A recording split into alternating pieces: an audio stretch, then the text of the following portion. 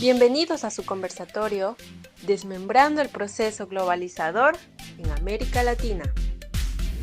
Buenos días a todos los presentes. Mi nombre es Ángel Salvador Hernández y tengo el gusto de ser el moderador de este conversatorio titulado Desmembrando el proceso globalizador en América Latina. Les agradezco su presencia y los invito a todos a participar activamente, con respeto y apertura, para que juntos construyamos un espacio de diálogo crítico y reflexivo. Sean todos bienvenidos. Nos hemos reunido con el propósito de abordar temas en torno al proceso de la globalización neoliberal en América Latina, donde analizaremos sus impactos, desafíos y posibles alternativas. Este proceso ha significado una creciente interconexión mundial en lo económico, social y educativo, impulsado por avances económicos. Asimismo, ha permitido una transformación profunda de nuestra región, generando tanto crecimiento como desigualdad. Hoy reflexionaremos sobre sus efectos y el futuro de América Latina en este contexto. Queremos que este espacio sea un punto de encuentro para el diálogo abierto y enriquecedor, donde cada opinión cuente y podamos aprender unos de otros. Para ello, contamos con la participación de Moisés Sosa Turreque, licenciada en Sociología.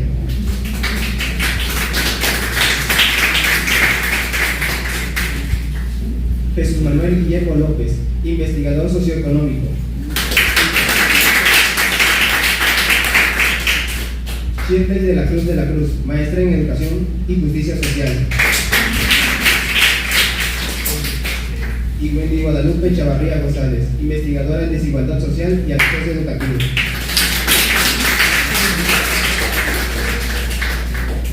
Quienes nos compartirán sus experiencias y conocimientos sobre dicho tema. Al mismo tiempo, les compartiré las reglas para llevar a cabo de forma adecuada y ordenada este conversatorio. Guardar silencio mientras los especialistas están hablando. Prestar atención a quien se encuentra hablando sin interrumpir y mostrando interés en las ideas expresadas. Expresar las ideas de manera respetuosa, evitando interrupciones o descalificaciones. Mantener un lenguaje claro, inclusivo y sin expresiones ofensivas. Evitar desviaciones para mantener el foco en el propósito del conversatorio. Queda prohibido el uso de celulares con el fin de mantener la total atención de todos los presentes ante el tema a conversar. Para la toma de participaciones equitativas se hará uso de la paleta de participaciones previamente elaboradas. Queda prohibido entrar con alimentos y a partir de este momento eviten salir de la sala.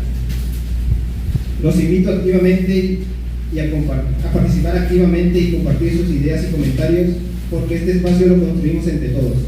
Gracias por estar aquí y demos inicio a este conversatorio. Comenzaremos abordando el primer bloque de los 4 que estaremos tratando, que lleva por nombre Cadenas Hereditarias.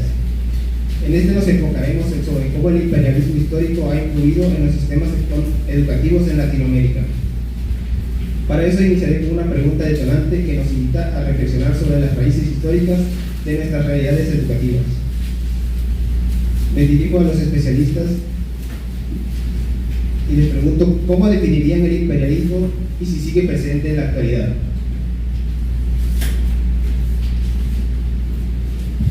Buenos días a todos. Antes que nada, pues les agradezco la presencia de todos los que están aquí. Quiero empezar a hablar un poco sobre este tema de lo que es el imperialismo y un poco sobre qué tiene que ver con lo que es el proceso globalizador, que es el tema central que pues,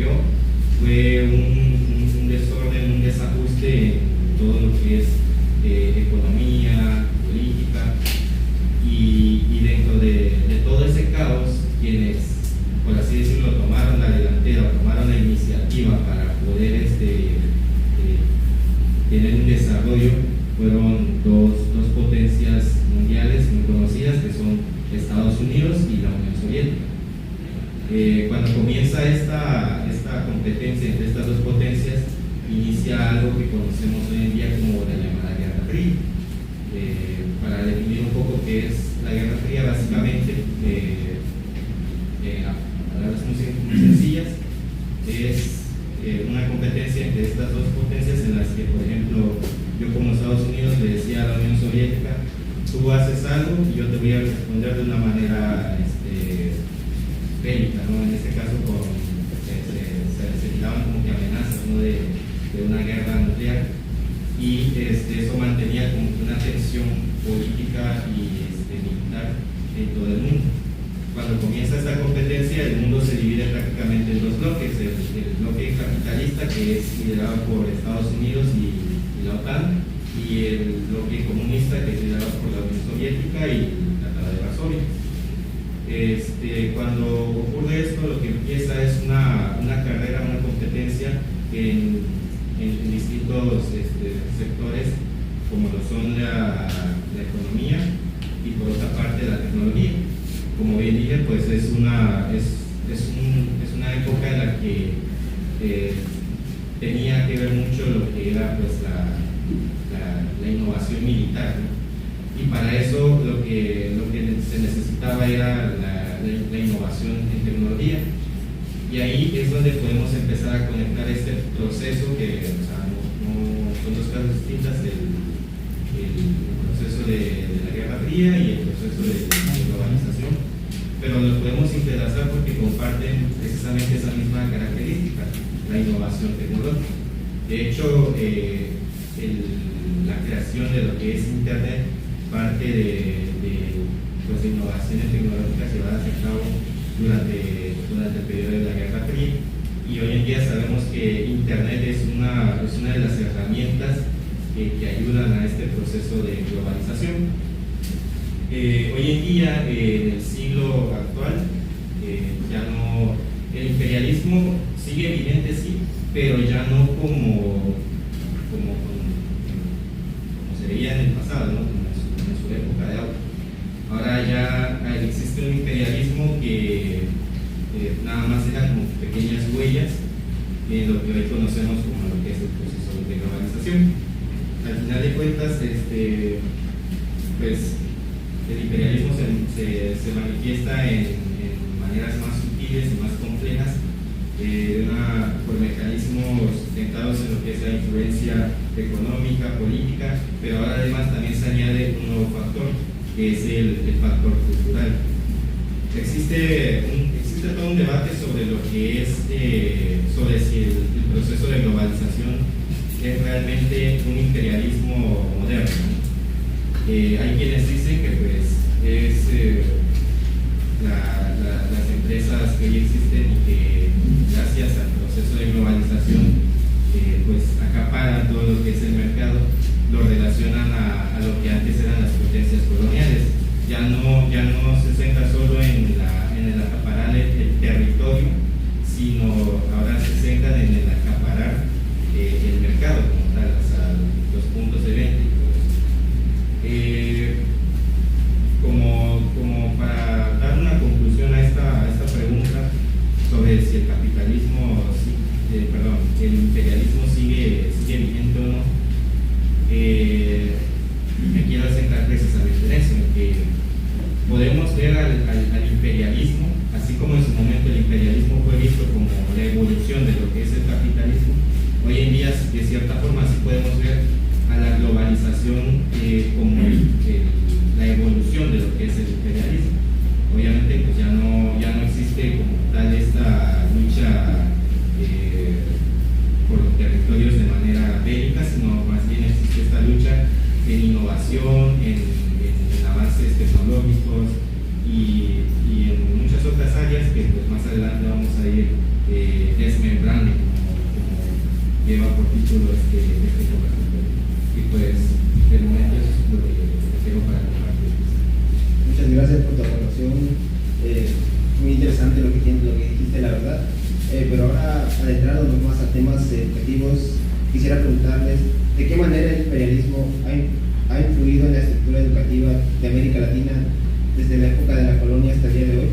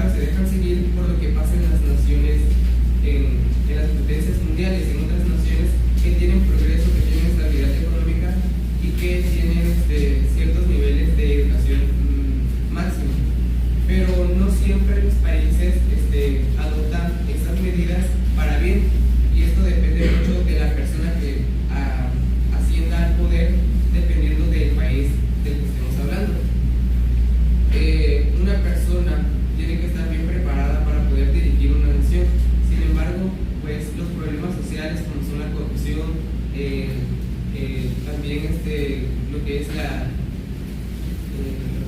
son los bandos, las luchas internas, digamos, como los procesos de criminalización, todo ese tipo de cosas, el narcotráfico, todo eso todo eso influye o impacta directamente en cómo el gobierno dirige la nación. Entonces todo eso va mermando lo que es la capacidad de desarrollo de un país en cuanto a su sociedad y en cuanto a su economía. Y pues de mi parte eso sería todo para compartir.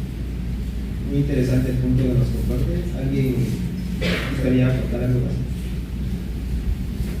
No. Bueno, entonces continuemos con la siguiente.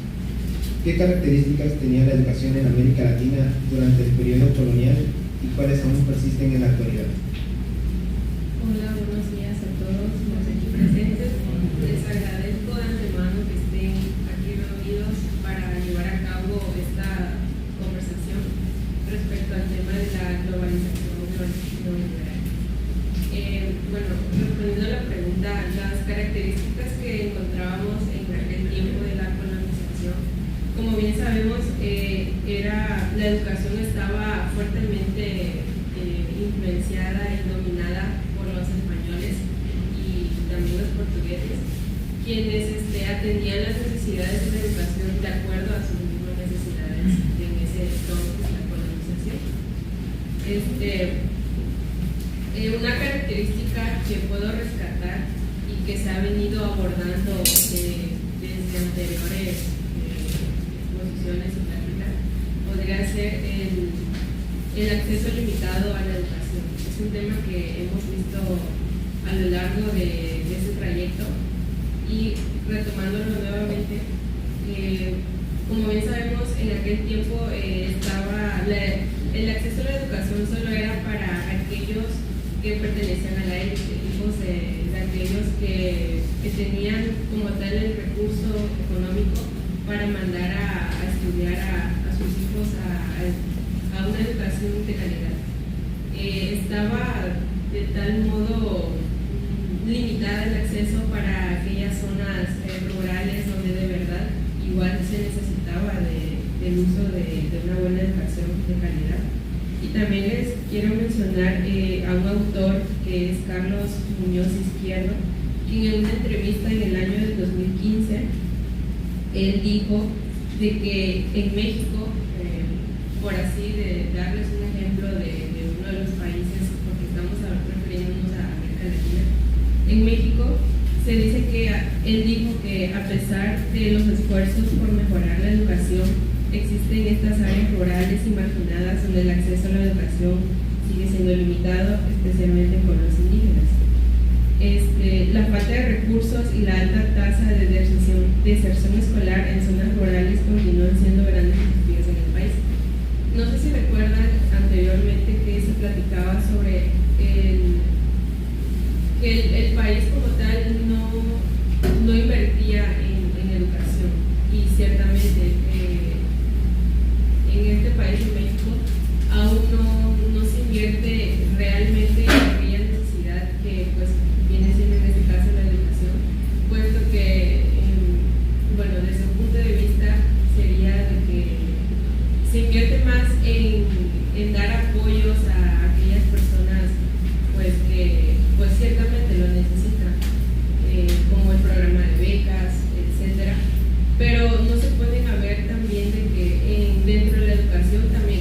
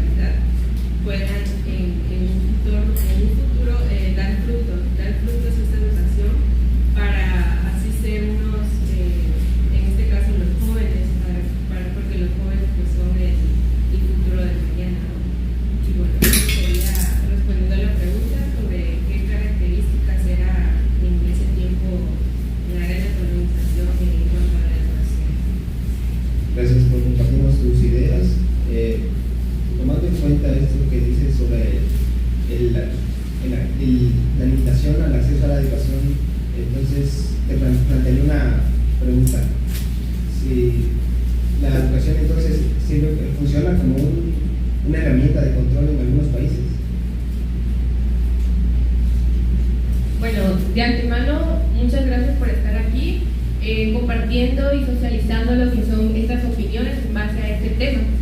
Realmente, pues respondiendo a lo que es tu pregunta, creo que definitivamente, pues sí, no puedo, pues de cierta manera especificar como tal un país en América Latina, porque vemos cómo lo que es la educación de tal manera pues es vista como una herramienta de control en lo que son muchos países de América Latina, especialmente cuando se considera que lo que es el sistema educativo está diseñado de manera en que mantiene lo que son pues las estructuras de poder existentes y también refuerza lo que son las desigualdades sociales. En este caso, pues hemos visto en este punto de este bloque cómo pues realmente a lo largo de lo que es la historia, teniendo en cuenta lo que son estos contextos anteriores, basándonos en lo que son estas potencias coloniales, vemos cómo estos utilizaron lo que era la educación para pues poder consolidar y legitimizar lo que era su poder, lo que eran sus ideales, su hegemonía cultural. Y pues en este caso, realmente hasta lo que es la actualidad, siento que de tal manera aún siguen persistiendo lo que son pues estas formas de controlar lo que es una sociedad, o sea, de una manera sutil. El control pues educativo se puede manifestar en prácticamente tal vez el currículum estandarizado, ya que estos no toman en cuenta lo que son las realidades de las poblaciones indígenas, de las comunidades rurales, zonas marginadas.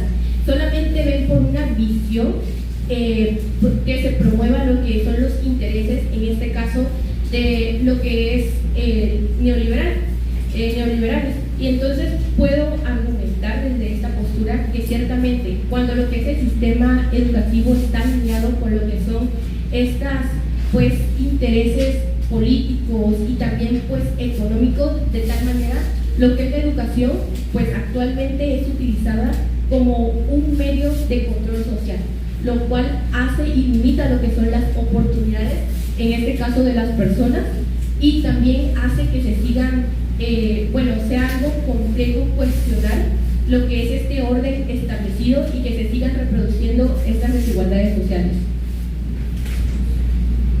Gracias por su aportación. Con esto concluimos lo que es el primer bloque. En este momento abrimos el espacio para que el público pueda dar a conocer sus opiniones o comentarios.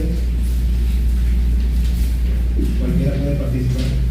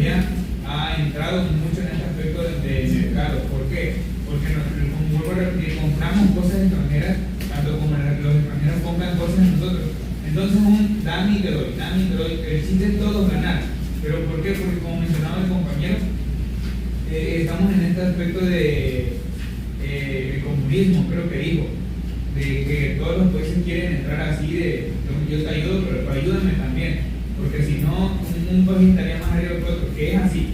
Hay niveles entre los países, claro, no estoy diciendo que no, pero el comunismo se basa en eso, en que un país quiere parecerse al otro en aspectos económicos. ¿Por qué? Para que no haya esa desigualdad que hasta la fecha hay, esa desigualdad económica, y pues hablando en aspectos educativos, también en educación, porque como sabemos acá en México no hay ese desembolso en aspectos educativos de comprar cosas en escuelas y demás, y sino que se quedan con que tú estás ahí bien así, yo gasto en otra cosa, hablando del gobierno, gasto en otra cosa que no sea la educación, porque ni todos nos ocupamos. Si el gobierno en este caso ocupara más dinero en educación, como lo hablábamos en clases anteriores, yo creo que México sería un país de primer mundo. ¿Por qué? Porque todo deriva de la educación. Depende de cómo estemos educados nosotros, vamos a aprender a valorar lo económico. Y pues hasta ahorita sería mi punto de vista. Gracias. Muchas gracias. ¿Alguien más? Sí, sería México. Quería comentar todo lo que mencionaban sobre las cuestiones, compañeros Manuel, en este caso las condiciones territoriales, del levantamiento de territorio y economía. Y por ejemplo en México se sabe que hay una gran inserción poblacional de mexicanos en cuestiones de la nación. En la noticia que yo tengo, una que me puedo mencionar sobre temas de la aglomeración de personas y si en las ciudades y la diserción de pobladores a otros lugares, que normalmente sus consecuencias en base a ello es que hay personas que tienen que emigrar a otros lugares por el bienestar de sus familias. En este caso, actualmente vemos que en México también sigue habiendo ese tipo de problema, y eso es lo que genera un poco también la cuestión económica al momento también de entrar a la adquisición educativa igual. Y más que nada buscan el bienestar de la familia y lo que es el bienestar económico para una mejor comodidad de vivencia de la familia. Muchas gracias. Senado. Quiero tocar un punto que como ya sabemos, la desigualdad nunca va a acabar por completo en nuestro continente latinoamericano.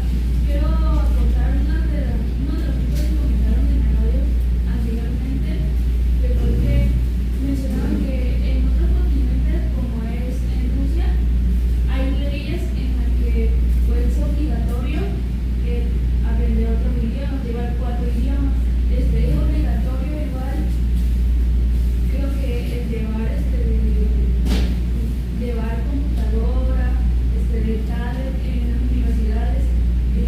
Bueno, esas leyes creo que son importantes y fundamentales, que si también las lleváramos a cabo en nuestro país, creo que nuestro país puede llevarse a cabo o implementarse hasta el punto de nuestra globalización. O sea, yo para mí ese punto es importante en estos temas que estamos abordando aquí. Y pues, Muchas gracias. Ahora continuemos con el segundo bloque, que lleva por título de Muros a Puentes. Y aquí analizaremos las implicaciones que tiene la apertura económica, la reducción de barreras de comercio y la inversión, que faciliten la expansión de las corporaciones multinacionales que tienen un gran poder económico y político en América Latina.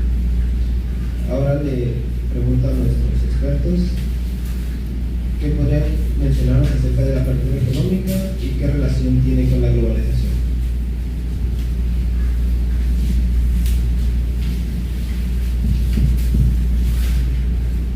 Bueno, la apertura económica podemos abarcarla desde un concepto muy simple, donde hay libertad de economía o libertad de comercio.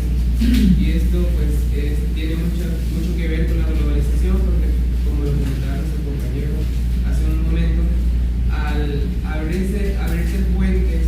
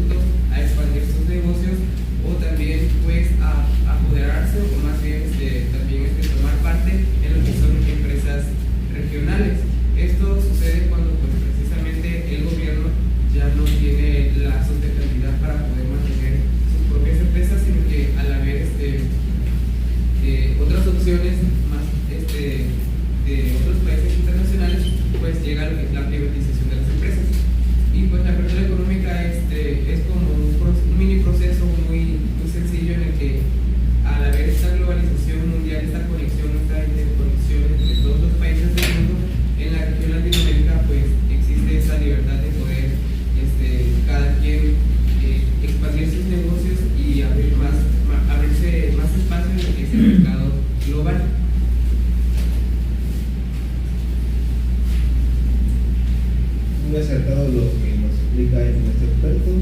Ahora les pregunto, ¿qué consecuencias genera la apertura económica en los países de Latinoamérica?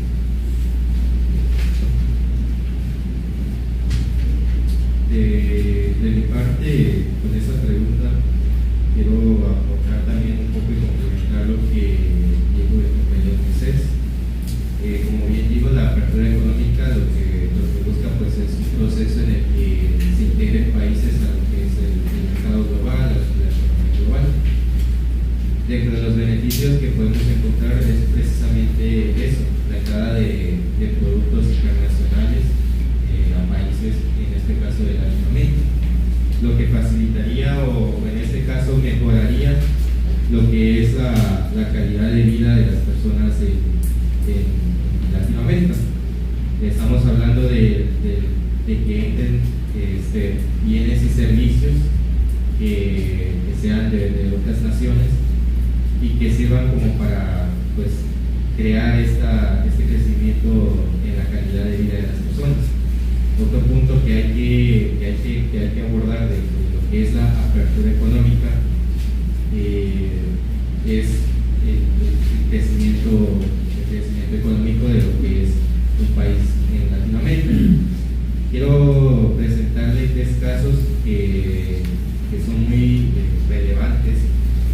Como ejemplo, que podemos destacar que al final de 2022 la región latinoamericana alcanzó pues, un grado de apertura económica de 54.9 millones de dólares, siendo México con 89.5 millones, Chile con 75.0 millones y Perú con 56.4 millones, considerándose así los países líderes en lo que es la apertura económica. ¿Qué representa esto o qué significa? Básicamente que al haber apertura económica en estos 3 países, gracias a las políticas y a las medidas que adoptaron, pues tuvieron un crecimiento económico mayor que el de los demás países de Latinoamérica. Ahora, ¿cuáles son estos tratados o estas políticas que implementan estos países?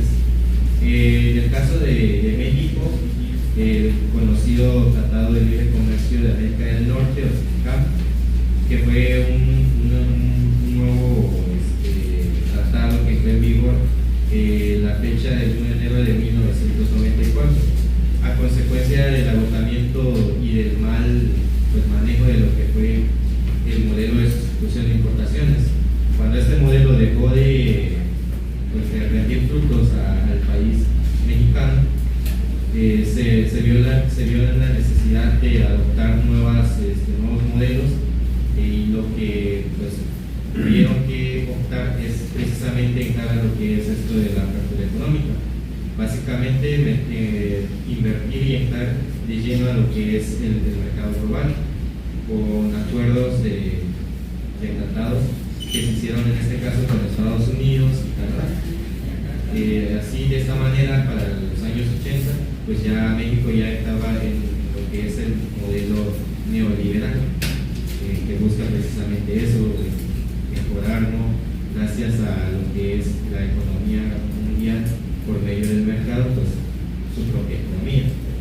En este caso Chile y Perú lo que hicieron fue también tener tratados de libre comercio con lo que es Estados Unidos, China, Reino Unido, entre otros países, los cuales pues, generaron unos objetivos como lo que son la libre circulación de bienes, servicios, capitales y personas. Otro beneficio que lograron esto pues, es la promoción del crecimiento económico y la competitividad de las empresas que son tanto extranjeras como nacionales. Cuando existe lo que es la apertura económica, pues genera esto de la competitividad, que pues básicamente se traduce en generar mejores bienes y servicios, lo cual lleva a precisamente eso, a elevar el interno bruto pues, del país.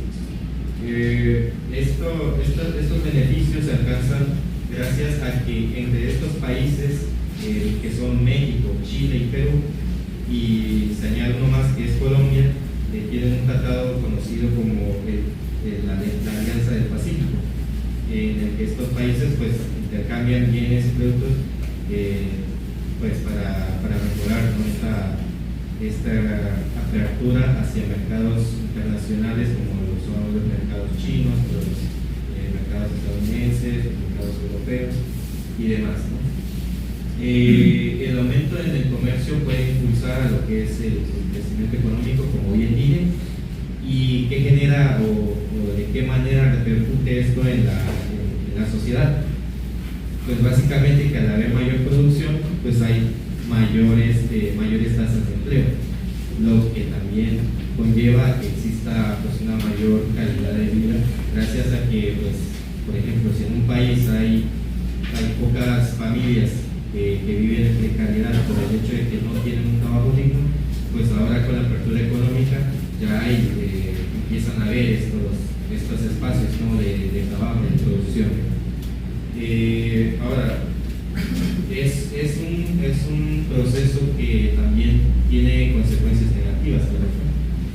Dentro de estas consecuencias pues, podemos encontrar que los beneficios que se obtienen gracias a esta apertura muchas veces no son repartidas equitativamente, lo que genera la desigualdad. Y hay un motivo en concreto por el cual se da esta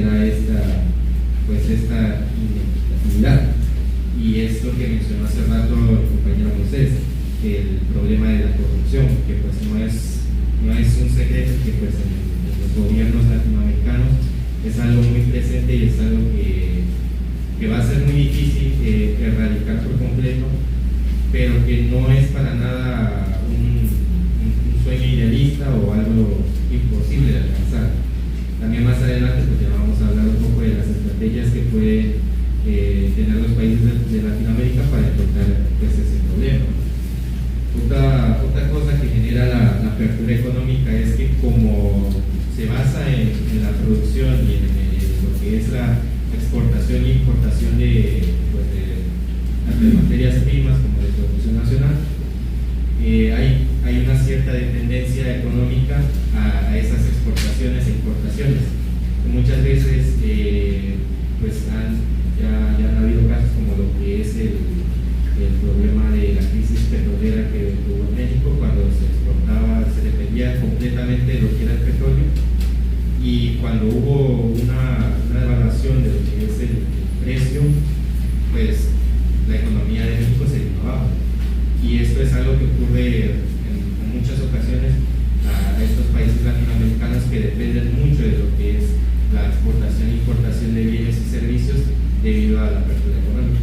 Estas serían como que las dos consecuencias o las dos cosas negativas que podría tener la apertura económica, pero también, como decía hace rato, resaltemos que también ofrece pues, beneficios que al final de cuentas son parte de todo esto que conocemos como el proceso globalizador. Y pues en esta parte pues es todo. Muchas gracias por tu aporte.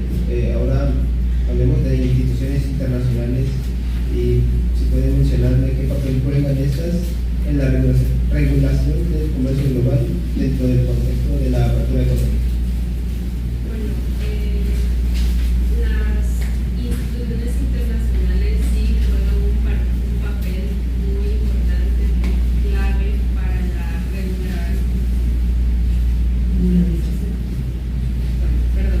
Bueno, las instituciones internacionales sí juegan un papel muy importante dentro de la regularización del comercio internacional. Estas nos dan las bases, nos dan las normas, las reglas para lo mismo, para el comercio internacional. Son encargadas de brindar lo que son, proporcionar la asistencia técnica, financiera, para que sea una economía, pues sí, que internacionalmente vaya desarrollándose. Tenemos lo que es el Banco Mundial, que que es una institución que brinda lo que es pues ahora sí que el recurso económico para que de esta forma los países se puedan ir exportando aquellos recursos y de esa forma pues irse desarrollando. Tenemos también lo que es la CEPAL, que es una instancia que es la encargada de asesorar a los países. Los asesora con un enfoque en la sostenibilidad. Y sí, son muy importantes porque son los que ayudan, entre otras instituciones que también ayudan financieramente y proporcionándole más que nada las herramientas para que el país se pueda ir desarrollando y entre todos. Muchas gracias. Ahora, ¿qué medidas pueden adoptar los países en desarrollo para aprovechar los beneficios de la apertura económica sin caer en dependencia económica? Bueno, puedo considerar que pues, los países en América Latina pueden tomar lo que son diversas estrategias para no caer en lo que es esta dependencia pues, económica. Ciertamente desde lo que es un plano, podemos decirlo, económico y también educativo, por lo cual puedo tener en cuenta 4 puntos esenciales. En este caso, como primer punto, creo que se debe de mejorar lo que es la educación. O sea, realmente que la educación sabemos que es un punto muy clave y esencial que ayuda a fortalecer lo que es la economía y hacerla menos vulnerable. Entonces se debe de invertir en que ciertamente los sistemas educativos respondan a lo que son las necesidades locales y también que pues no solamente se vayan por estas exigencias en lo que es el mercado global, sino que creen y formen, eduquen personas que realmente tengan ese pensamiento crítico, esas habilidades técnicas y también humanas, tener ese compromiso social para que estos puedan verse más que nada involucrados en lo que es el mercado internacional y así exista una economía mucho más sólida. Como siguiente, creo que también se debe de apoyar lo que es esta innovación y lo que son los emprendimientos locales, tanto de lo que son las pequeñas y medianas empresas, ya que esto generaría que existan mucho más empleos en los países y que así no dependan exclusivamente de lo que son pues empresas extranjeras. El tercero, creo que vendría siendo que realmente no se dependiera totalmente de un elemento en particular. ¿A qué me refiero? En este caso podrían ser de tantos sectores o productos. Como hemos comentado, creo que mi compañero mencionó que anteriormente podemos ver cómo pues, muchos países, por ejemplo México o Venezuela, tuvieron esta dependencia muy grande de lo que era su economía, de lo que era pues, el petróleo, y todos los recursos recaían en lo que era pues, más que nada este elemento. Entonces se debe de diversificar lo que son esas fuentes, no depender nada más de uno como tal, sino realmente poder buscar diferentes maneras de pues reforzar lo que es esta economía de cierta manera. Y pues por último, creo que también estos países deben de trabajar de manera conjunta para así de cierta manera poder crear lo que son redes de apoyo y que puedan intercambiar tanto lo que son productos, ideas y conocimientos y no necesariamente recurrir a lo que son los países más ricos. Te agradezco que compartas tus conocimientos con nosotros. Con esto damos concluido el segundo bloque y nuevamente damos el espacio para que el público pueda compartir sus ideas u opiniones. Bueno, complementando lo que dijo Lenny, me parece muy importante el punto que se tocó de la educación. Le agregaría un punto más en lo personal de acuerdo a lo que leí, que es lo de la identidad cultural, porque muchas veces nosotros adoptamos ideologías, tradiciones de otros lugares, en lugar de estar fomentando pues pues las tradiciones que hay aquí, nuestras creencias, nuestras ideologías. Entonces, basta de parte de la educación en ese punto, sería como implementar una educación también que nos ayude a tener esa identidad cultural en cada país de Latinoamérica, para que podamos pues tener un sentido de identidad, no dejarnos llevar pues por los países que son, como le llaman, primermundistas, esos países, sino que nosotros a través de la educación enseñar la economía y de esta manera poder desarrollar. En la materia pasada el doctor Roberto creo que lo mencionó igual Shirley, cómo podemos salir de ahí, de estar estancados, educándonos, innovando, porque pues creo que todos tenemos esa habilidad para poder salir de donde estamos. Sin embargo, el primer paso que debemos dar es educarnos, entonces sería la educación, sería como fomentar, a mi perspectiva, lo que es la identidad cultural, porque aquí pues hay muchísimas, por ejemplo, empresas, hablando de nuestro país México, hay muchísimas empresas mexicanas. Nosotros pues consumir en eso, ¿no? Igual el doctor Roberto mencionaba sobre el consumismo, muchas veces pues compramos cosas que no necesitamos. Entonces sería como, pues ahí estaríamos como equilibrando lo que es la economía en nuestro país y así hablando también de la economía. Muchas gracias por compartir eso. Bueno, hablando un poquito del sentido económico, existen ciertas barreras y líneas a las que llamamos restricciones.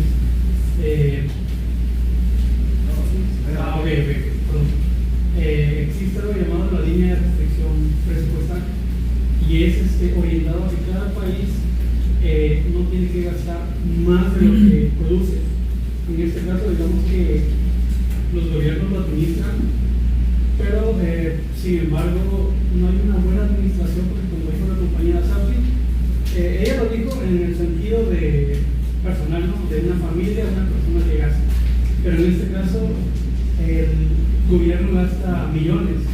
¿Y cómo lo gasta? En infraestructura muchas veces que es innecesaria, o en este caso también desvío de recursos.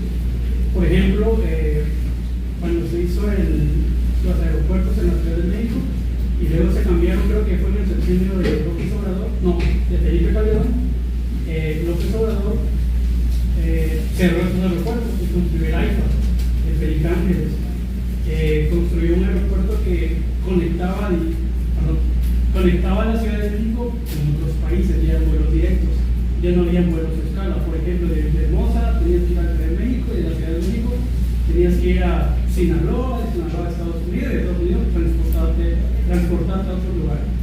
En este caso no, en este caso era un vuelo directo de la Ciudad de México a cualquier parte del mundo, pero obviamente con relaciones con otros países. En este caso hay que respetar mucho esas líneas y también no caer en decadencia. ¿Qué quiero decir? Que hay que priorizar también la mano de obra, la maquinaria que se esté utilizando, las empresas que se estén utilizando. ¿Por qué? Porque cae en lo obsoleto y muchas veces el hecho de querer recuperar, digamos que la movilidad de todo esto es muy complicado. Muchas veces no, digamos que darle mantenimiento a las empresas, a las maquinarias, hacen que ya no funcionen, se vuelven inservibles. En este caso es mantenerlos a raya, a día, para que vaya funcionando de forma correcta. Otro punto que también quería recalcar, hablaban sobre la globalización. Hay un ejemplo que sucedió con China, me parece que en 2019, cuando el gigante tecnológico, ¿no? Huawei en ese tiempo, rompió lazos con Google. ¿Por qué fue esto? Porque de la misma forma ellos no era tanto como una comercialización que venían a ofrecer sus productos o servicios, no, simplemente era como una invasión que estaban generando hacia otras regiones. Y también ese es un punto que debemos tomar a consideración antes de tener lazos, digamos que en relaciones de comercio con otros países, porque siendo de esta forma trabajaríamos, pero sería un trabajo prácticamente mal pagado. Y en este caso debemos optar sí con empresas gubernamentales de nuestros otros sectores para poder, digamos, agilizar un poquito el proceso de aumento en cuestión de la economía regional. Sería mi. Muchas gracias. Continuamos con el siguiente bloque, que lleva por nombre el laberinto de la desigualdad.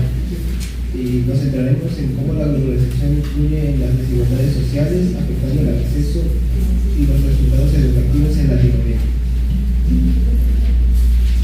Comienzo con la pregunta: ¿qué impacto tiene la globalización en el ámbito educativo en América Latina? Bueno, entrando en este aspecto de impactos que tiene la globalización, ha tenido impactos positivos, pero de igual forma negativos. En cuanto a impactos positivos, encontramos que la globalización ya nos ha permitido trascender o llegar a una era donde la tecnología nos ha permitido ya alcanzar nuevas formas tanto de conocimiento como también nos permite alcanzar, investigar, obtener información que va más allá de nuestro pensamiento. La nueva era de la tecnología ya ha influenciado mucho la sociedad, más que nada en los jóvenes. Sí, nos permite un acceso más amplio a cierta información. El uso de las TIC ya dentro de las aulas es una herramienta ya fundamental, ya que permite tanto captar la atención del alumno como también permite nuevas formas de aprendizaje. En cuanto a lo negativo, podríamos decir de que la tecnología, como es buena, también pues perjudica, ¿no? Puesto que encontramos ya lo que son violencias a través de lo que son las redes sociales, incluso nos llevan a informaciones que no son verídicas o no son 100% real y tiende a confundir, pues en este caso, al aprendizaje del alumno. Entonces, es un impacto significativo. Considero que para bien nos ha ayudado, ya que ya nos permitimos desarrollar más. Ya no estamos en aquel tiempo de la escuela tradicional, donde solo era profesor-alumno, donde el profesor era el encargado solo de transmitir conocimientos y era una educación más rígida, ¿no? Entonces ya ahora con el nuevo acceso a tanto a tecnologías como a medios ya de comunicación, ya no es pues sí, es una herramienta más que nada que ya nos permite a nosotros desarrollarnos tanto en nuestra capacidad como también permite también comunicarnos de forma de que ya estamos aquí, pero ya podemos hablar a distancia, ¿no? Finalmente ya podemos comunicarnos ya con nuestros familiares, etcétera, ya desde otros países. Vimos lo que fue en el tiempo de la pandemia, cuando ya se buscó ese medio, esa estrategia de dar las clases mediante el uso de las TIC. Pues que fueron las aplicaciones más usadas, que hasta ahora lo seguimos usando, entre otras. Y pues, respondiendo a la pregunta, es un impacto significativo, tanto positivo, pero también tiene sus repercusiones. Muchas gracias. Ahora, ¿de qué manera las barreras económicas afectan la continuidad y calidad del aprendizaje en sectores de bajos ingresos? Bueno, creo que cuando nosotros pensamos en lo que es América Latina y pues tenemos en cuenta lo que es la desigualdad social, tendemos a realmente traducirla directamente a lo que es una desigualdad educativa. Y en este caso vemos cómo lo que son las barreras económicas en lo que son diferentes sectores de la población realmente causan lo que son varias desventajas. Porque podemos decir que tal vez en diferentes poblaciones indígenas, marginadas y rurales, ciertamente pues muchas veces estos no tienen lo que es esta economía estable para poder acceder a lo que es la educación. Y en este caso vemos que tal vez familias no tengan en cuenta o no puedan sustentar y cubrir lo que son ciertos gastos, por ejemplo, el uniforme, el transporte, lo que son materiales, útiles escolares y hasta lo que es la propia alimentación. Entonces, pues de cierta manera vemos cómo estas barreras económicas siguen repercutiendo hasta lo que es hoy en día, en lo que es también la globalización, como se planteaba. Se tiene en cuenta que lo que son el uso de las tecnologías, que estamos en lo que es esta era digital, pues tenía este objetivo de buscar y hacer que la educación realmente fuera accesible y también pues flexible.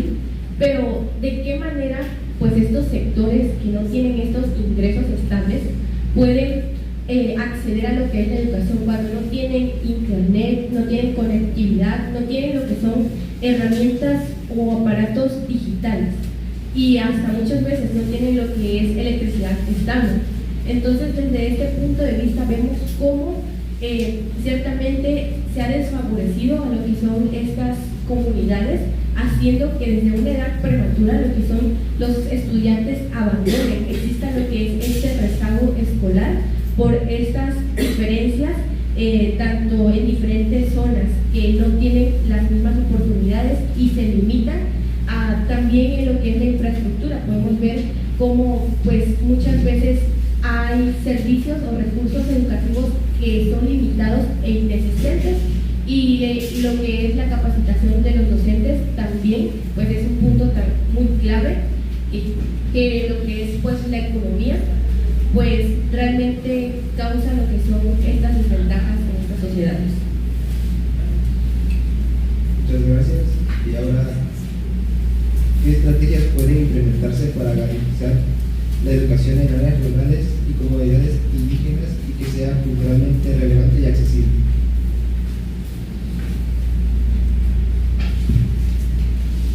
Desde una perspectiva económica, para garantizar una educación culturalmente relevante y accesible en áreas rurales, pues hay que aportar o tomar en cuenta muchas estrategias multifacéticas que aborden a la educación como una oferta y demanda educativa. Desde la inversión de infraestructura de calidad en estas áreas marginadas o rurales, por ejemplo, la inversión en la construcción de escuelas, de edificios y de la creación de una malla curricular que tome en cuenta el diseño de contenidos, que tomen en cuenta, por ejemplo, lo que son las lenguas indígenas o demás. Para desarrollar una malla curricular pues se necesita de cierta inversión, y es ahí donde entra la economía de un país en juego. Si el país como tal no tiene pues una economía estable, como lo mencionaba hace rato, no puede haber inversión en la educación, y si no hay inversión en la educación tampoco va a haber producción. Recordemos que al final de cuentas lo que hoy en día es la escuela como tal, pues es el lugar en donde se capacita o se produce, ¿no?, el capital humano que será encargado o que será pues preparado para ser parte de un proceso de producción económico del país. Sin embargo, pues existe este como abandono de lo que son las identidades culturales. Hace rato lo mencionaba, de que la educación debe enfocarse en lo que es la creación de una identidad cultural. La educación debe de ser precisamente algo que no perpetúe las desigualdades sociales ni las estructuras desiguales de poder que hay hoy en día, y que más sin embargo deben de fomentar lo que es una identidad cultural. Y algo muy importante que tiene que ver con lo que es esta identidad cultural es la formación de valores. Hablábamos de corrupción hace un rato, y una de estas estrategias para enfrentar a lo que es la corrupción pues es el desarrollo de los valores en las personas.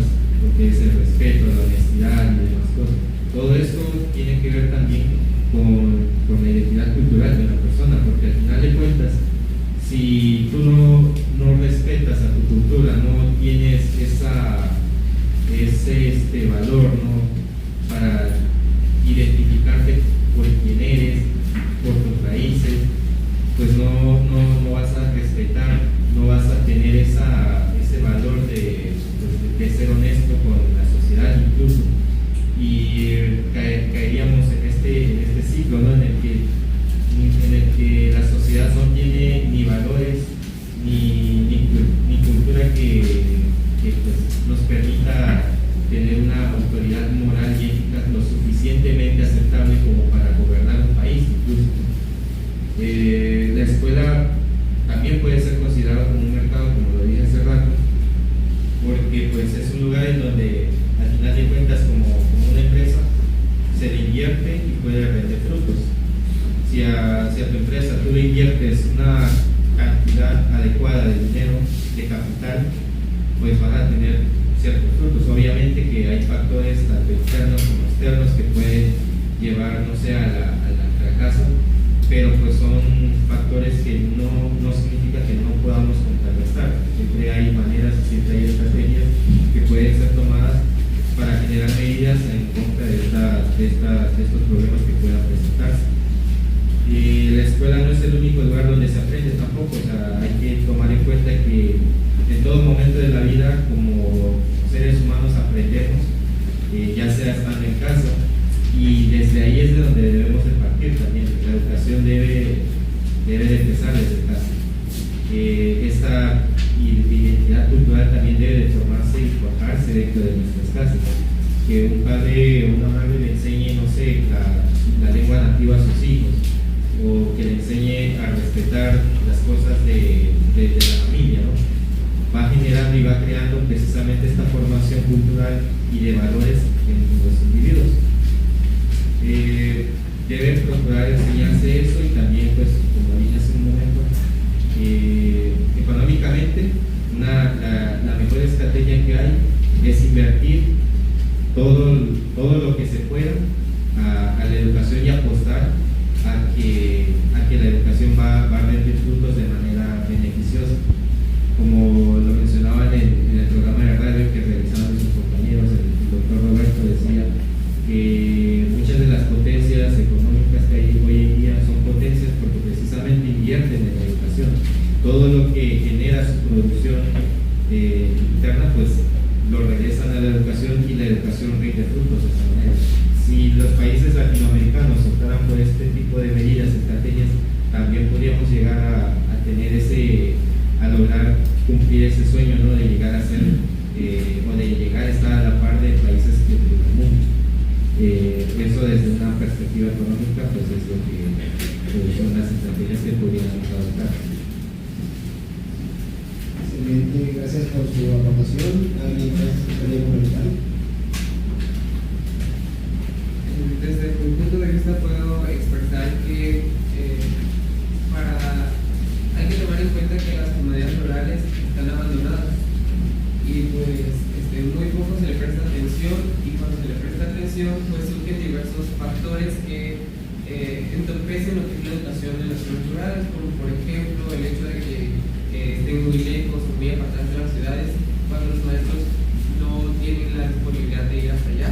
Entonces hay muchos factores que influyen en cómo surge o cómo se va implementando el desarrollo de las zonas rurales, y pienso también que dentro de la desigualdad social hay un problema que genera otro problema y que genera otro problema. Entonces con esto quiero decir que con lo que comentaba nuestra compañera Wendy, que los niños abandonan las escuelas, pero muchas veces las abandonan no solo porque no lleguen los maestros a darles clases, o no solamente porque no estén recibiendo una enseñanza adecuada dentro de una escuela digna o dentro de las condiciones óptimas, sino que también porque necesitan apoyar a la economía familiar. Entonces este es un problema que se tiene que ir también erradicando, y el gobierno tiene su papel, un papel importante en esto, ya que si el gobierno, por ejemplo, prestara atención a lo que es la productividad del campo y optimizar todos estos recursos del campo, optimizar también los recursos humanos, la mano de obra que hay en nuestro país o que hay en toda la región latinoamericana, surgirían medidas de desarrollo sustentable y medidas de desarrollo regionales que pudieran ir en pro del desarrollo de la región y de cada uno de los países. Entonces, retomando también lo que es la pregunta inicial de qué estrategias propondría yo para mejorar la calidad de la enseñanza rural, sería hacer campañas sociales, campañas didácticas, en donde un grupo de maestros pueda ir a ayudar a esos niños, a todos esos adolescentes que están rezagados en aquellas comunidades apartadas, y dentro de esa campaña realizar diversas actividades, como lo comentaba también mi compañero Jesús, reforzando y fomentando la cultura que hay en esa región, y también haciendo diversidad de actividades que pues contextualicen al niño dentro de lo que está viviendo, no solo también en su zona marginada, sino en todo el país o en toda la nación, y que poco a poco pues el niño vaya creciendo, vaya teniendo confianza, y dentro de esas campañas se pueda también fomentar lo que son los valores de la honestidad, del respeto mutuo, la colaboración, y todos esos valores sociales que enriquecen lo que es la estructura social y que enriquecen lo que es la conducta humana. Entonces, pienso yo firmemente que las campañas sociales pueden ayudar a mitigar un poco lo que es el rezago y la marginación de las zonas rurales, porque nosotros, al poner en cuenta a todas esas personas, el hecho de que se sientan vistas, de que se sientan tomadas en cuenta, eso ayuda mucho a la conformación de una nueva cultura o de una nueva estructura social, en donde ya no se deja aparte a lo que es la ciudad y lo rural, sino que se conecta una con la otra para que haya un resurgimiento de lo que es una enseñanza progresiva en toda la región o en todo el país, dependiendo del contexto. Muchas gracias por tu aporte. Con esto damos por concluido el tercer bloque y nuevamente abrimos el espacio para las opiniones de este punto.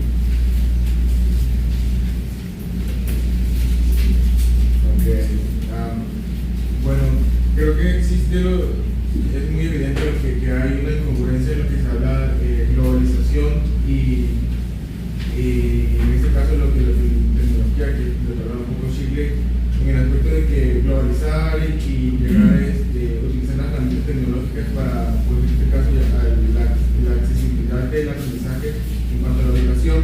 Más sin embargo, es muy evidente las comunidades pues marginadas, donde pues, no hay recursos monetarios para que en esas instituciones se puedan pues, utilizar lo que es la tecnología.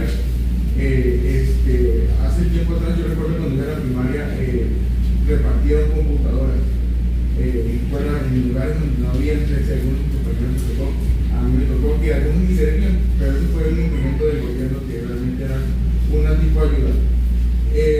Un maestro comentaba hace poco que él da clases en una comunidad que tiene que cruzar un río, no me acuerdo dónde es, y allá no hay ni señal. Personas no tienen teléfonos y cosas así.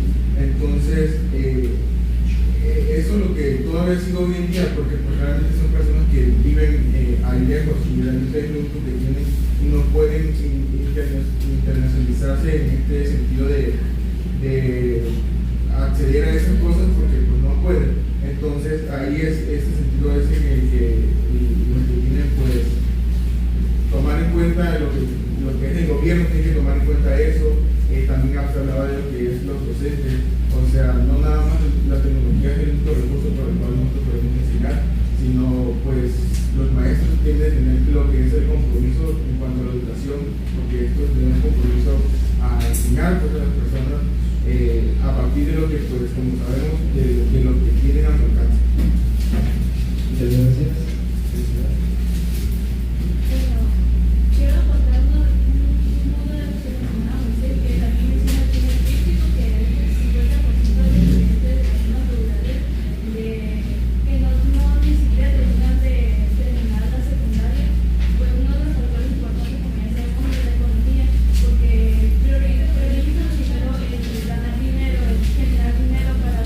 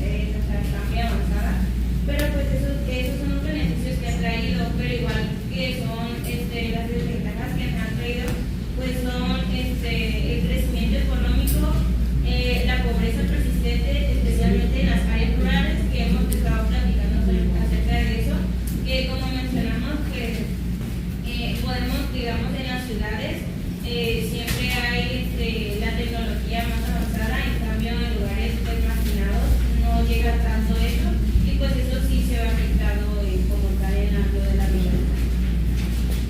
Ok, muchas gracias. Con esto cerramos las participaciones del público y damos inicio al cuarto bloque, que tiene por título Reescribiendo el futuro. Comienzo con la pregunta: ¿hay alguna forma de que los países latinoamericanos tengan garantizados beneficios de la globalización?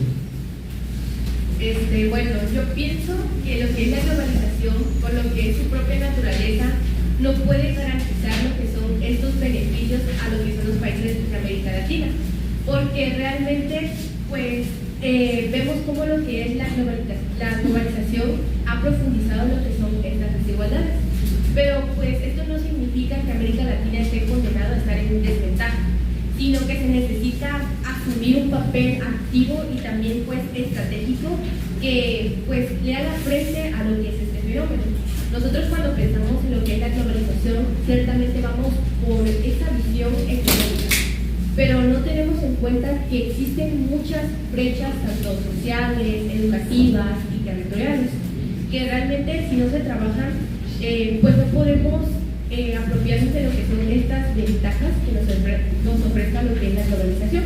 En este caso, pues ciertamente, en lugar de solamente abrir lo que son mercados o buscar lo que es atraer inversiones extranjeras, se debe de trabajar en mejorar lo que hay dentro de lo que son los países.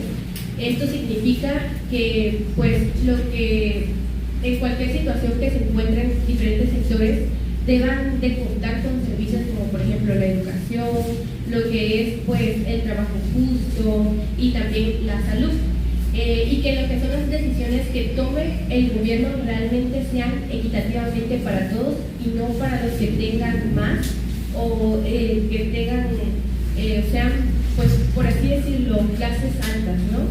Y pues en este caso siento que lo que es la globalización no debemos esperar a que nos beneficie automáticamente, sino también construir lo que son condiciones que nos ayuden a resistir a lo que son los efectos negativos y también aprovechar los positivos que se vayan encontrando en lo que son nuestros contextos y realidades. Muchas gracias. ¿Alguien me gustaría complementarlos? Pasamos a la siguiente pregunta. ¿Qué medidas estratégicas pueden tomar los países de América Latina para superar los desafíos que enfrenta hoy en día?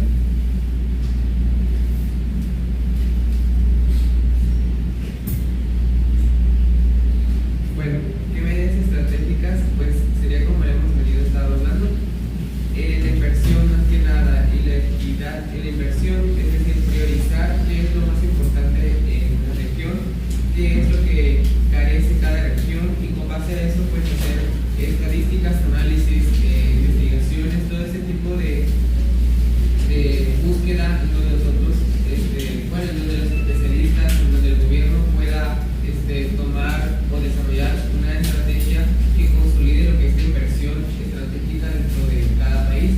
Así, por ejemplo, podría haber una prioridad de inversión en educación, como lo proponemos, y también una prioridad de educación sobre la productividad regional o la productividad local, donde se minimicen lo que son las importaciones de otros países a la región y se maximicen lo que son las exportaciones de productos locales a los países internacionales, lo que pondría pues a la región latinoamericana y a los países pues en un estatus más alto. Y poco a poco la inversión irá mejorando lo que son los sectores en los que se desarrolla la sociedad.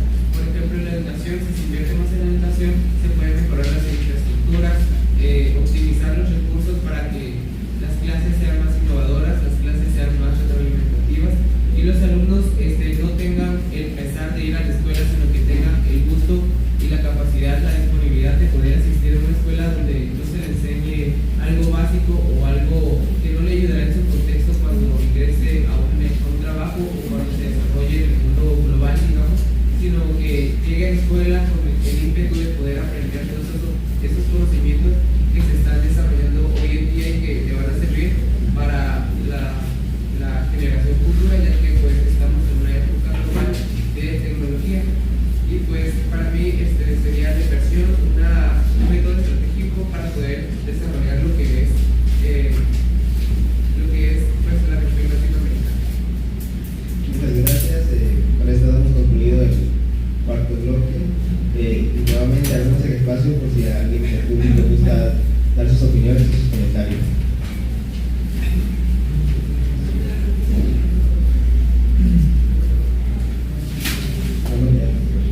Hoy se abordaron temas muy interesantes y sin duda nos llevamos nuevas ideas y reflexiones para seguir pensando colectivamente. Esperamos que este espacio haya sido enriquecedor y que motive a seguir dialogando, cuestionando y proponiendo. Con esto damos por concluido este conversatorio y de manera muy especial quiero agradecer profundamente a nuestros expertos por su asistencia, a todos ustedes por su atención, a nuestro equipo de staff, a nuestra profesora, a la doctora Elena Alcocer, por habernos brindado la oportunidad de realizar este conversatorio. Muchas gracias a todos por su tiempo y hasta la próxima.